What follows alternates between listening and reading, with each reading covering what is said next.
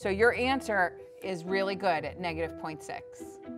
You guys are rock stars. Anna, how you doing out there? Okay. Yeah? Tell me what you're thinking. I think I like it. I'm a little bit confused with the equation part. Almost everyone remembers that one teacher who had a transformative impact on their life. The teacher that made school exciting and interesting and that genuinely cared. Teacher quality is the #1 school-related factor to student achievement. So no stress on that this weekend, Anna. It's going to be beautiful weather, so go enjoy it. In the meantime, you all take good care of yourselves, all right? I'm going to let you go a couple minutes early today. This is an extremely important profession. Teachers literally have the future of the country in front of them every day. But the teaching profession is in turmoil. The wage gap between teachers and others with the same level of education and experience is nearly 20% and growing. I think I'd be remiss to say I haven't had that moment where I was like, I could probably double my salary if I left and went elsewhere. I've never been really tempted enough to actually pull the trigger. And I really love what I do. And there is no other job like this. In some areas of the country, up to 1/4 of teachers leave the profession annually, and about 1/5 of the workforce has to resort to a second job. The pandemic is likely making things worse. The exodus of some of our best and brightest teachers is that they realize they can't sustain a life that they had dreamed of. So why are teachers paid so little, and is there anything that can be done to change that?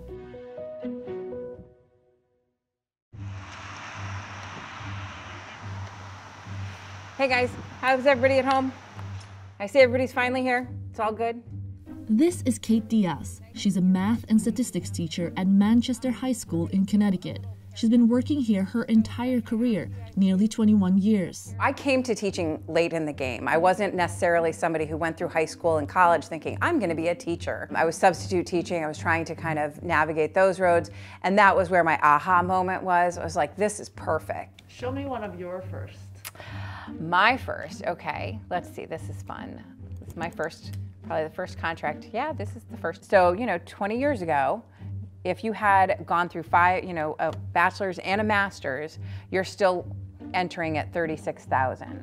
We have what we call like a slow burn in teaching. So there's this gradual kind of incremental increase that we contractually will negotiate. And then we hit what we call the max. 10 years in, I was probably at about 60,000. Now 21 years in, I'm about 90,000. That's considered high in the US. For example, in Mississippi, the lowest paying state, a teacher with 20 years of experience makes around $50,000. The average starting salary is just over $40,000. That's not a living wage in many parts of the country. I don't think the wages match sort of the level of expectation of the position. If you look at a teacher and you say to them, we want you to be a therapist, we want you to be a social worker, we want you to be a teacher, obviously, we want you to have some safety training, and then you layer in the joys of the pandemic and learning to teach online and to teach remotely. But don't forget that we do have the joy of standardized testing that we're going to layer on top of that, and then we're going to evaluate how you're successfully navigating all of the challenges facing the world while you're teaching a kid to read. Since the 1990s, the average inflation-adjusted teacher salaries have remained largely stagnant and even declined in the majority of states. That and the increasing stressful environment have resulted in low retention rates, shortages, and national teacher strikes around the country. In 2018, 375,000 school employees walked out to demand increased education funding and better pay. The full effects of the pandemic remain to be seen, although experts say it's not looking good. The movement Red for Ed was all about saying we need to pay attention to who the teachers are and to what they're doing and to what their compensation is. And it gave a national platform to the question of, do we value education? The American public school system as we know it today was invented about 100 years ago. Before that, it was mostly men teaching. Quite quickly, it was reconfigured into quote-unquote women's work. And one of the big reasons is that you could save money for the taxpayer. And so this kind of set the bedrock, the tone in a sense, that this was relatively low-paid work. In the 1960s, teaching paid women 15 percentage points better than if they had chosen another field. But at that time, options were limited. That's not the case anymore. Still, teaching is overwhelmingly a female profession and has become more so over time. Today, more than 3/4 of teachers are females. A lot of it boils down to the status of the line of work. There was this idea that, gosh, you don't have to be that smart. It's not as complex, as difficult as, being an accountant working with numbers, being a dentist working with teeth.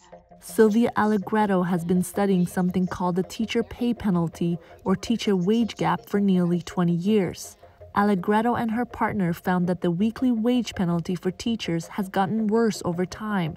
Today, men make about 27% less and women make about 16% less than if they had chosen another profession with the same level of education and experience. You have to wonder, how are you going to attract students into the teaching profession?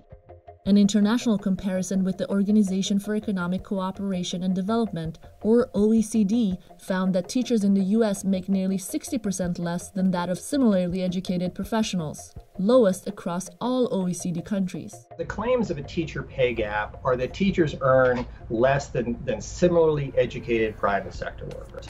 What this ignores, which in every other context we know very well, is there within any given educational category, there is a lot of differentiation in pay. We all know today that people who graduate from a top college with a bachelor's degree in engineering or another STEM field, they're going to earn a great deal in the private sector. We also know that people who graduate with a liberal arts degree aren't going to earn quite so much. There's not one answer to this question. There's not a national answer to this question because salary levels differ and markets differ. As an example, in Florida, there are schools that train engineers, and there are a lot of jobs that actually the salary levels there for engineers are lower. Salaries in Massachusetts for teachers, as an example, are 2 or 3 times higher than salaries in Arizona. In most localities, we find teachers significantly under the family living wage. The profession has been known to have great benefits, according to Biggs, twice as generous as for the average private sector worker.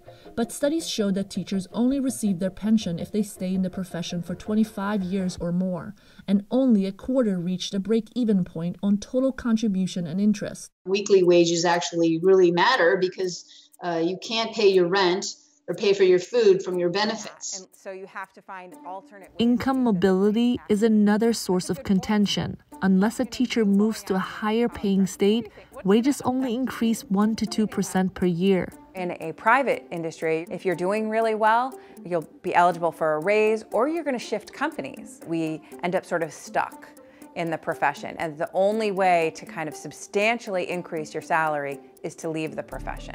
Raising teacher quality is the #1 driver to improved student achievement, and the U.S. is falling behind international counterparts. It's one of our highest ideals that we're going to make the adequate investments in all of public education so that each and every kid in this country is able to get a good and decent education. And we're falling short of those promises.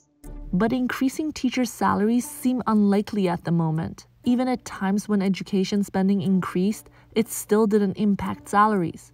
On top of that, there are a lot of teachers out there, about 3.5 million in fact. It's been hard to tackle teacher compensation right now because they're so low to start with that there's always this feeling that any solution somebody loses, and so how do you get out of this zero-sum winners and losers kind of situation? To close the API teacher compensation gap, Andrew Biggs estimates that it would cost roughly $29 billion. The CARES Act included $13.2 billion in direct funding for K-12 public education, but that was less than 2% of total public education funding. An additional relief from Congress is uncertain at the moment. Karen works with school districts around the country to figure out how to reallocate available money to maximize results. She says one viable solution is creating leadership roles. In Washington, D.C., for example, teachers can make upward $130,000. The way they funded that was at first they got outside support, grant support, and helped to fund the transition to a new salary structure. Then they transitioned to a new salary structure where they paid the teachers that did the most and worked in the toughest assignments significantly more. And they freed it up by reducing staff. Also in the salary structures, it means probably giving less money for every additional year and linking the raises instead to changing roles. Experience matters, but experience matters if it's leading to good teaching. Washington, D.C. is just one of the over 13,500 school districts in the U.S. While the Red for Ed movement resulted in 15 states increasing salaries, a complete overhaul of pay structure for the profession, such as the one in Washington, D.C., could take a long time, money, and resistance. People get into teaching, really do get into it for some very altruistic notions. For this to be a sustainable profession, we have to build a model that's financially sustainable for people. Otherwise, what will be is a revolving door profession where people come in, hang out as long as they can, and then leave to go make money. And that's not what we want. We know that the best teachers come from experience, they come from commitment, and they come from the willingness to stay and really learn about the communities, learn their curriculum, learn their craft.